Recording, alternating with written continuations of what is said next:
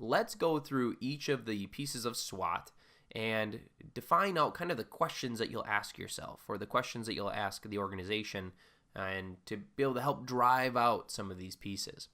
The obvious one, we're going to start with the S in SWOT, which is strengths. So from an organizational perspective, what does your organization do well? So if you're completing the SWOT for an organization, what do you do well? What are your unique resources, those unique resources or talents that you have that maybe your competitors don't have? What do others view as your strengths?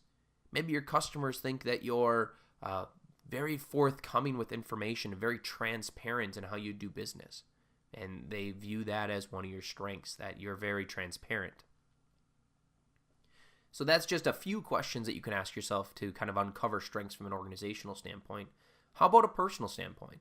Well, these are pretty basic. It's what do you do well? What are your unique skills? What experience do you have? So if you're looking to become a business analyst, have you been a business analyst in the past? Whether or not you had the title, were you wearing the hat and doing business analyst duties and responsibilities?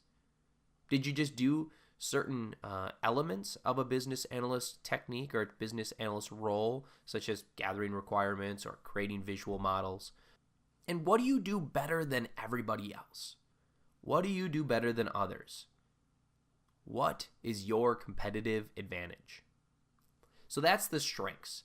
That kind of helps you brainstorm and put down some of your strengths.